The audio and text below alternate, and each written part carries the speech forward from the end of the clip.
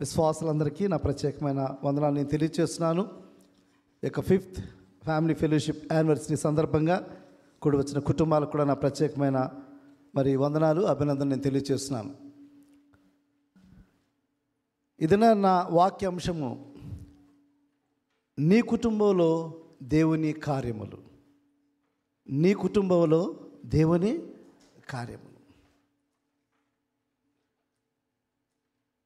ఈ జీవిత ప్రయాణంలో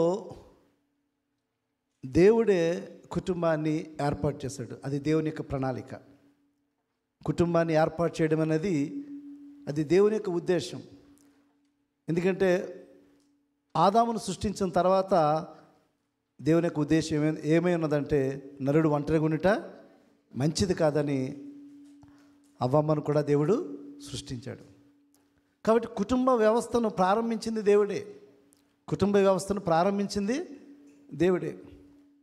దేవుని బిడలగా, దేవుని కుటుంబంగా ఉంటున్న వారిని అనునిత్యం కూడా అటాక్ చేస్తూ, అనునిత్యం కూడా వారిలో సంతోషాన్ని తీసివేస్తూ ఆ కుటుంబాన్ని గలిబిలి చేయడం అనేది సాతాను యొక్క వంతే ఉన్నది, సాతాను యొక్క పనే ఉన్నది. ఇదేనా మనం చూడబోతున్నాము. ఈ క్రిస్మస్ ఎపిసోడ్లో దేర్ ఆర్ 4 ఫియర్ నాట్స్, 4 భయపడకుడి అని ఉన్నాయి ఈ యొక్క క్రిస్మస్ ఎపిసోడ్లో. కుటుంబ వ్యవస్థలో అనేక సందర్భాల్లో భయాలు పుట్టించేవాడు ఈ సాతాను. భయాలు, ఆందోళన పుట్టించేవాడు సాతాను. 2023 సంవత్సరం క్రిస్మస్ అయిపోయిన డే తర్వాత మా కుటుంబంలో ఒక భయం వచ్చింది. 2023 డిసెంబర్ 26వ తారీఖుని we received a bad news. ఎప్పుడైతే ఆ వార్త నాకు మా కుటుంబానికి వచ్చిందో, మా కుటుంబం అంతా ప్యానిక్ అయిపోయాం. మా సహోదరుడికి గడిచిన కొన్ని దినాలుగా అనారోగ్యంగా ఉండి, ఆ రోజు డాక్టర్స్ డయాగ్నోస్ చేసి అది క్యాన్సర్ అని చెప్పిన వెంటనే మా కుటుంబం అంతా కూడా ప్యానిక్ అయిపోయింది.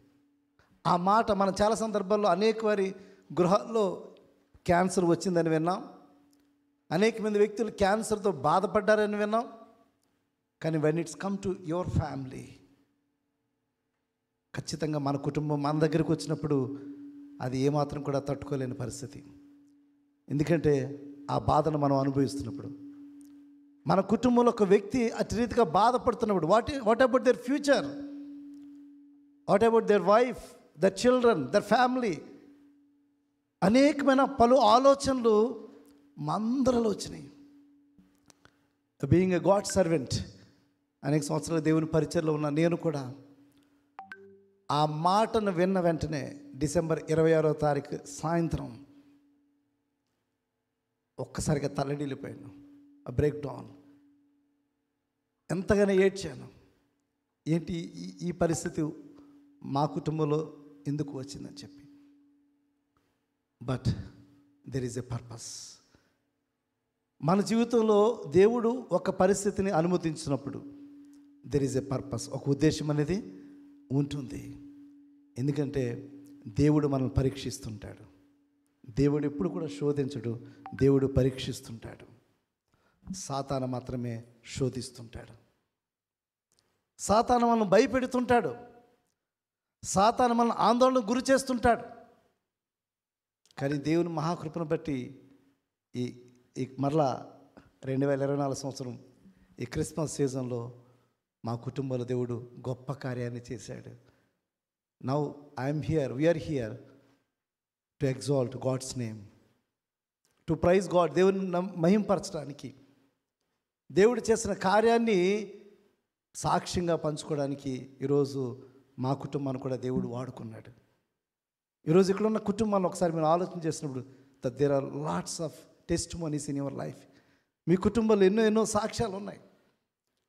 మన జీవితంలో ఎప్పుడు కూడా ఎరగని ఎన్నో గొప్ప అద్భుతమైన కార్యాలు దేవుడు చేశాడు. ఎప్పుడైనా మనం ఊహించామా ఆ కార్యాలు మన జీవితంలో జరుగుతుందని? బ్రదర్ వినయ్ గారి కుటుంబంలో ఒక గొప్ప అద్భుతాన్ని దేవుడు చేశాడు. హి వాజ్ ప్యానిక్. ఫోన్ చేస్తున్నాడు ఆయన, తన ఫ్యామిలీ అంతా కూడా ఆ ఫ్లడ్స్లో సరైన వసతులు అక్కడ లేని పరిస్థితి, భయపడిపోయిన పరిస్థితులు, ఆందోళనకి వెళ్ళిన పరిస్థితులు. కానీ దేవుడు మనల్ని అద్భుతాలు చేసే గొప్ప దేవుడు. వారి కుటుంబంలో గొప్ప కార్యం చేస్తున్నాడు, నా కుటుంబంలో గొప్ప కార్యం చేస్తున్నాడు, నీ కుటుంబంలో దేవుని కార్యాలు ఆయన చేస్తూనే ఉన్నాడు. అందుకే దేవుడు చెప్తున్నాడు, భయపడొకడి.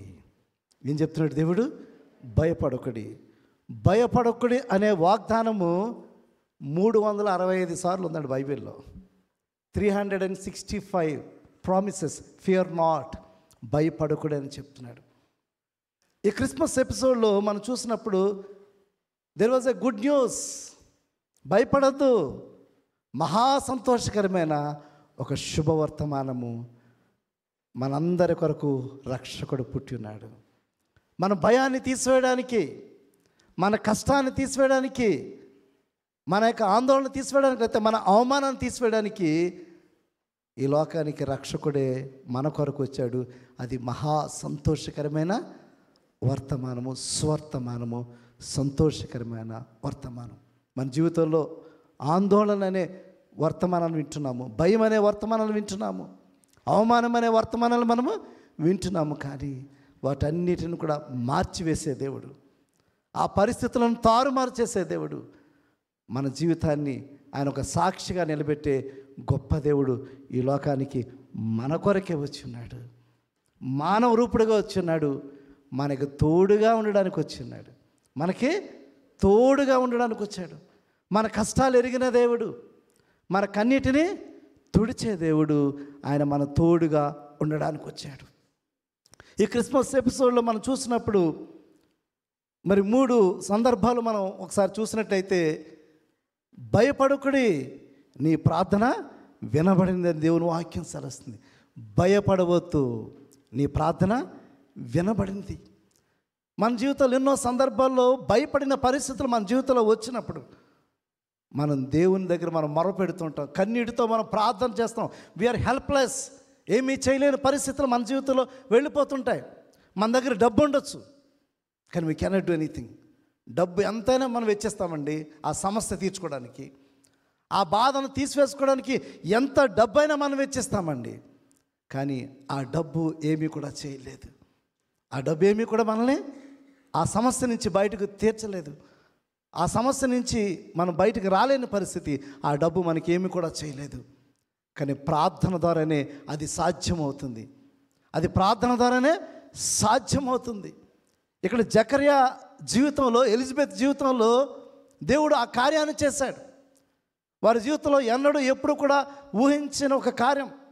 ప్రార్థన అయితే చేశారు, వాళ్ళు ప్రార్థన అయితే చేశారు, దేవుని సేవ నమ్మకంగా చేశారు, సంతోషంగా చేశారు, దేవుని కొరకు నమ్మకమైన వారుగా, ఇష్టలుగా ఈ లోకంలో వాళ్ళు జీవించారు. అందుకే దేవుడు వారి జీవితంలో గొప్ప కార్యాన్ని చేశాడు.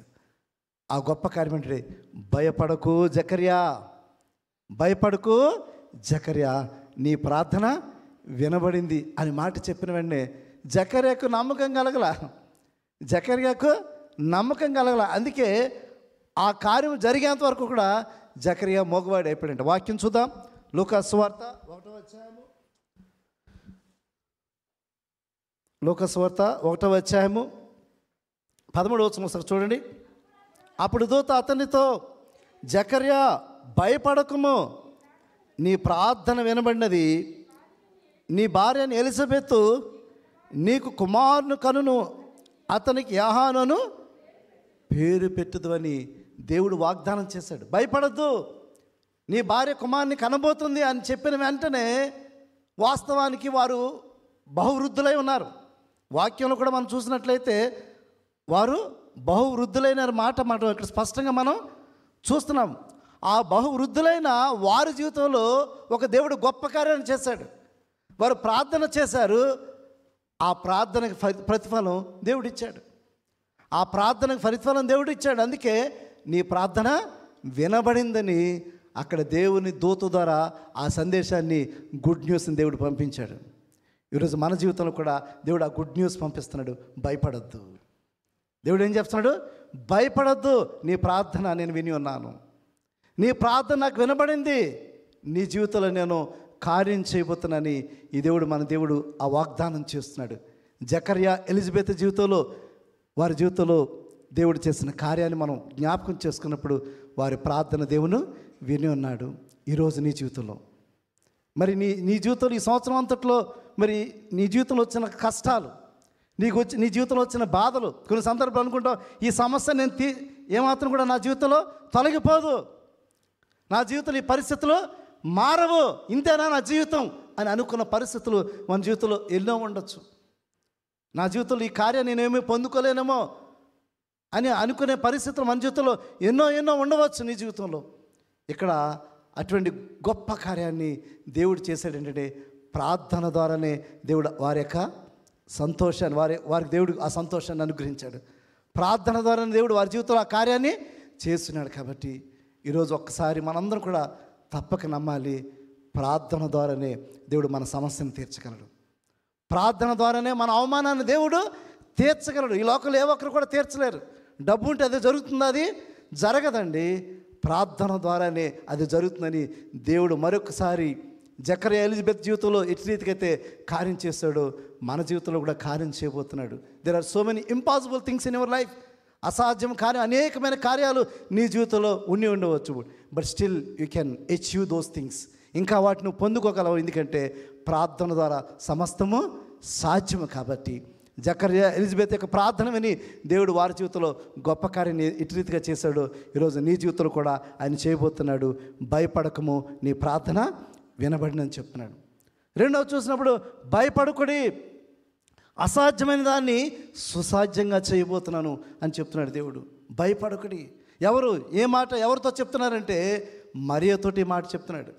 దూత వర్తమానం మరియకు తెలియజేసింది, నువ్వు దయాప్రాప్తురాలు, దేవుని కృప నొందిన దానవు, దేవుని కృపను నొందిన దానవు, దేవుడు నీకు తోడై ఉన్నాడు అని చెప్పి, మరియా భయపడకము, ఇదిగో నీవు గర్భం ధరించి కుమారుని కంటావు, నువ్వు గర్భం ధరించి కుమారుని కంటావు అనే మాట ఎప్పుడైతే మరియకు వచ్చిందో, మరియలో భయం కాదా?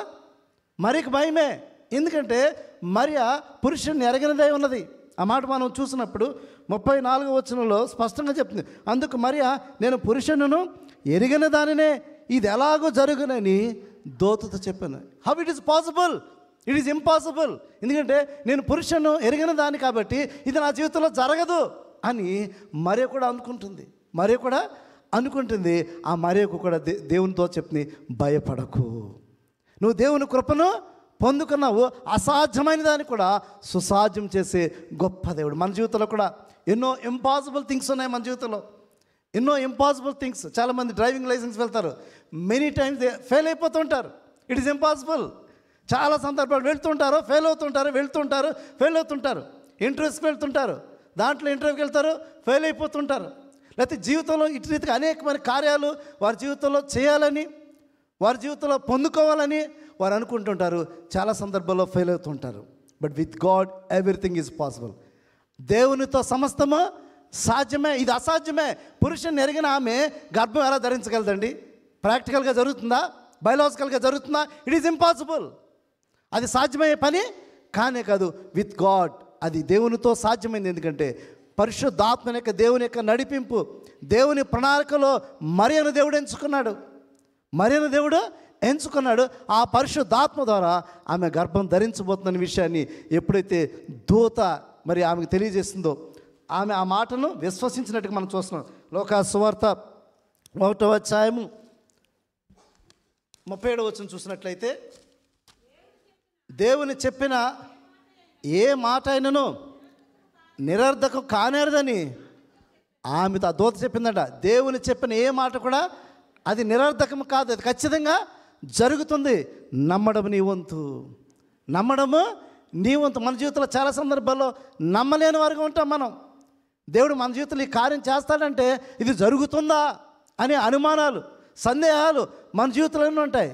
With God everything is possible. నువ్వు దేవుని దగ్గర ప్రార్థించినప్పుడు, నువ్వు దేవుని మీద ఆధారపడుతున్నప్పుడు, నువ్వు దేవుని మార్గాన్ని ఎంచుకుని నువ్వు జీవిస్తున్నప్పుడు నీ జీవితంలో అసాధ్యమైన వాటిని సుసాధ్యం చేసే గొప్ప దేవుడు. ఆ రోజు మా కుటుంబంలో ఈ సమస్య వచ్చినప్పుడు పలు రకాలైన ఆలోచనలు, ఏమైపోతుందో భవిష్యత్తు, జీవితం ఎలా ఉండిపోతుందో, అని చెప్పి ఎన్నో ఎన్నో ఆలోచనలు.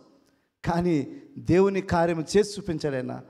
ఆ గొప్ప దేవుడు మా కుటుంబంలో గొప్ప కార్యాన్ని చేసి మా అందరి జీవితంలో గొప్ప సాక్షిగా ఈరోజు మా సహోదరుడిని ఆయన నిలబెట్టుకున్నాడు అనడానికి ఏమాత్రం కూడా సందేహం లేదు. తన జాబ్ కూడా చేయలేని పరిస్థితిలో ఉన్న స్థితిలో నుంచి కూడా దేవుడు తను జాబ్ చేసుకుంటూ తన కుటుంబాన్ని పోషించుకోవడానికి ఎక్కడైతే ఉన్నాడో అక్కడే తన కుటుంబాన్ని పోషించుకునే స్థితిని దేవుడు మా సహోదరుడికి అనుగ్రహించాడు. కాబట్టి అసాధ్యమైన వాటిని సుసాధ్యము చేసే గొప్ప దేవుడు. పురుషుని ఎరిగిందామె, కానీ దేవుడు ఆమెను ఎంచుకొని ఆ పరిశుద్ధాత్మ ద్వారా ఆమె గర్భం ధరించి ఆమె కుమారుని కన్నట్టుగా దేవుని వాక్యం చూస్తున్నాం. చరిత్రలో ఎన్నడూ ఎప్పుడు జరగని కార్యము, చరిత్రలో ఎన్నడూ ఎప్పుడు జరగని కార్యాన్ని, అసాధ్యమైన కార్యాన్ని, ఇంపాసిబుల్ థింగ్ని దేవుడు పాసిబుల్గా చేశాడు. ఆమెను ఒక పనిముట్టుగా రక్షణ ప్రణాళికలో మరియను ఆయన ఎంచుకున్నాడు. కాబట్టి భయపడకుడి, అసాధ్యమైన దాన్ని సుసాధ్యం చేసే గొప్ప దేవుడు. మరొక సందర్భం చూస్తున్నాం. భర్తగా ఎంచుకోబడినవాడు రక్షణ ప్రణాళికలో మరియతో పాటు ముందుకు వెళుతున్నవాడు యేసేపు. ఆ యేసేపులో కూడా భయము, ఆ యేసేపులో కూడా భయము. ఎప్పుడైతే ఆమె గర్భవతి అయింది సమాచారాన్ని అందుకున్నాడో ఆయనకు భయమే, ఆయనకు కూడా భయమే ఆమెను విడిచిపెట్టేయాలని, ఆమెను విడనాడాలని చెప్పి ఇక్కడ యేసేపు కూడా అనుకున్నాడు. యేసేపు నీతిమంతుడు, యేసేపు నీతిమంతుడు. అందుకే ఆమెను అవమానపరచకూడదని చెప్పి బహిరంగంగా, ఎందుకంటే ఒకవేళ ఆమెను అందరిలో తీసుకొచ్చి ఆమె యొక్క తప్పుని ఎత్తు చూపించినట్లయితే ఆ జూయిష్ లా ప్రకారం మరణశిక్ష అయినా వచ్చి ఉండేదేమో, మరణశిక్ష ఖచ్చితంగా పడి ఉండేదేమో. ఆ స్థితిలో అతడు ఆమెను అటు రీతిగా పుష్ చేయకుండా ఆ నీతిమంతుడని యేసేపు ఆమెను మరి రహస్యంగా విడనాడాలని అతడు అనుకున్న సందర్భాన్ని మనం చూస్తున్నాము. ఆ సమయంలో ఇక్కడ యేసేపు కూడా దేవుని యొక్క దూత వర్తమానం పంపించింది, భయపడకుడి. తన యొక్క భవిష్యత్తు ఏంటో తెలియని పరిస్థితి, అగమ్య గోచరమైన పరిస్థితికి వెళ్ళిపోయాడు. అగమ్య గోచరమైన పరిస్థితికి వెళ్ళిపోయాడు. అయ్యో, వివాహం చేసుకుని నా భార్యతో నేను సంతోషించాలి అని అనుకున్న యేసేపు జీవితంలో అగమ్య గోచరమైన పరిస్థితి. తన జీవితం, తన భవిష్యత్తు ఎలా ఉండబోతుందో తెలియదు, కానీ తను ఆ పరిస్థితి నుంచి దూరంగా పారిపోవాలనుకున్న సందర్భాన్ని మనం చూస్తున్నాం. మన జీవితంలో కూడా కుటుంబాల్లో చాలా సందర్భాల్లో కుటుంబాల్లో అనేకమైన వివాదాలు వస్తుంటాయి, అనేకమైన శోధనలు వస్తుంటాయి. భార్యాభర్తలు విడిపోవాలని నిర్ణయాలు తీసుకునేవారు ఈరోజు కనబడుతున్నారు కదా. విడిపోవాలని చెప్పి చాలామంది నిర్ణయాలు తీసుకున్నారు. ఈరోజు మనం చూస్తున్నాం, నేటి సమాజంలో, మన యొక్క సమాజంలో మనం చూస్తున్నాం, అనేక మంది సెలబ్రిటీస్గా ఉంటున్నవారు, అనేక మంది సెలబ్రిటీస్గా ఉంటున్నవారు, ధనవంతులైన వారు, సమాజంలో గొప్పగా పిలువబడుతున్నవారు, రాజకీయ నాయకులుగా ఉంటున్నవారు ఈరోజు వారి కుటుంబాల్లో విచ్ఛిన్నం అయిపోతున్నాయి కదా. వారి కుటుంబాల్లో డైవర్స్ తీసుకున్నారు కదా. అలాంటి పరిస్థితులు కూడా మన జీవితంలో మనం ఎన్నో మనం చూస్తూ ఉన్నాము. కుటుంబ వ్యవస్థలో ఎన్నో ప్రతికూల పరిస్థితులు ఇవన్నీ కూడా మనం చూస్తున్నాం. సాతాను అనేక రీతిలో ప్రయత్నిస్తున్నాడు, ఏ విధంగా వాడిని విడగొట్టాలని చెప్పి, ఏ విధంగా వారిలో గ్యాప్ సృష్టించాలని చెప్పి, ఏ విధంగా వారి యొక్క జీవితాన్ని, కుటుంబాన్ని నాశనం చేయాలని చెప్పి సాతాను అనినిత్యము ప్రయత్నిస్తూనే ఉంటాడు. గర్జించే సింహం వలె ఎవరిని మిరింగుదనని చెప్పి సాతాను ఎదురు చూస్తుంటాడు. ఇక్కడ మరియా యేసేపుల యొక్క జీవితంలో కూడా అటు రీతిగా వారిద్దరూ విడిపోవాలని సాతాను ప్రయత్నం చేస్తున్నాడు, ఆలోచన పుట్టించాడు. అయితే దేవుడు ఆ సందర్భంలో దేవుని దూత ద్వారా వర్తమానాన్ని పంపించాడు. భయపడకము, ఆమెను చేర్చుకో. భయపడకము, ఆమెను నువ్వు చేర్చుకో. ఆమె పరిశుద్ధాత్మ ద్వారా ఆమె గర్భము ధరించబోతుందని చెప్పి అక్కడ దేవుని వర్తమానాన్ని ఆ యొక్క యేసేపుకు అందించినట్టుగా మనం చూస్తున్నాం. ఇది నన్ను ఒక్కసారి ఆలోచించండి. కుటుంబాల్లో కూడా అనేకమైన వివాదాలు, అనేకమైన సమస్యలు, అనేకమైన ఇబ్బందులు ఉండొచ్చు. కానీ దేవుని మీద ఎప్పుడైతే ఆధారపడతారో మీ ప్రతి సమస్యకు పరిష్కారం దొరుకుతుంది. దేవుని మీద ఆధారపడుతున్నాను, ఎందుకంటే అతను నీతిమంతుడు, దేవుని మీద ఆధారపడే వ్యక్తే కాబట్టి దేవుని మాటకు విధేయత చూపించాడు. దేవుని మాటకు విధేయత చూపించాడు. విధేయత చూపించి ఆమెను చేర్చుకున్నాడు. ఈరోజు ఒకసారి ఆలోచించండి. ఈరోజు ఇక్కడ ఉన్న కుటుంబాలు అయి ఉండొచ్చు, లేకపోతే సమాజంలో అనేకమైన కుటుంబాలు ఈరోజు మనం చూస్తున్నాము. చిన్న చిన్న వివాదాలతో విడిపోయేవారు అనేక మంది కనబడుతున్నారు. కుటుంబ వ్యవస్థను అవహేళన చేసే పరిస్థితులు అనేకం మనం చూస్తున్నాము. ఒక సంవత్సరంలో మ్యారేజ్ అవుతుంది, 2వ సంవత్సరంలో విడిపోతున్నారు. ఒక సంవత్సరంలో మ్యారేజ్ అవుతుంది, 6 నెలలకే విడిపోతున్నవారు అనేక మంది ఉంటున్నారు. లీగల్గా కూడా అది వాళ్ళు యాక్సెప్ట్ చేయట్లేదు. ఈరోజు ఒక్కసారి ఆలోచించండి. సమస్యలు వస్తాయి, ఇబ్బందులు వస్తాయి. దేవుని సన్నిధిలో ఒక ఒడంబడిక చేసుకుని, ఒక కవెనెంట్ చేసుకుని, లైఫ్ లాంగ్ నీతోటే ఉంటాను అని మనం ఒప్పందం చేసుకుని ముందుకు వెళ్తాము. ఎన్నో ప్రతికూల పరిస్థితులు, ఆర్థికమైన సమస్యలు అయి ఉండొచ్చు, రిలేషన్ ప్రాబ్లమ్స్ అయి ఉండొచ్చు, లేకపోతే అనారోగ్య సమస్యలు అయి ఉండొచ్చు, లేకపోతే ఏదైనా అయి ఉండొచ్చు. చాలా సందర్భాల్లో కుటుంబ వ్యవస్థలో సమస్యలు వస్తుంటాయి. అయితే దేవుని చిత్తాన్ని మనం గుర్తించాలి. మన జీవితంలో దేవుని మీద ఆధారపడాలి. మనలో ఉన్న భయాన్ని తొలగించే గొప్ప దేవుడు ఆ ప్రభువైన యేసుక్రీస్తుని మనం ఎప్పుడైతే ఆయన మీద మనం ఆధారపడతామో, ఆయన ఈ లోకంలో ఎప్పుడైతే ఆయన పుట్టి ఉన్నాడో ప్రజలందరికీ కూడా కలగబోయే గొప్ప సంతోషకరమైన వార్త మనందరి జీవితంలో దేవుడు అనుగ్రహించాడు. ఆ రక్షకుడు నీ కుటుంబంలో ఉన్నట్లయితే, ఆ రక్షకుడు వీరిద్దరిని ఐక్యపరిచాడు. ఆ ప్రభువైన యేసుక్రీస్తు వీరిద్దరిని కూడా ఐక్యపరిచి క్రీస్తు యొక్క రక్షణ ప్రణాళికను నెరవేర్చడానికి దేవుడు పనిముట్టుగా వాడుకున్నాడు. ఈరోజు ఇక్కడ ఉన్న మనందరూ కూడా ఒకసారి ఆలోచించండి. నా జీవితాల్లో ఎన్నో సమస్యలు, ఎన్నో ప్రతికూల పరిస్థితులు మన జీవితంలో వస్తూనే ఉంటాయి. సాతాను పెడుతూనే ఉంటాడు.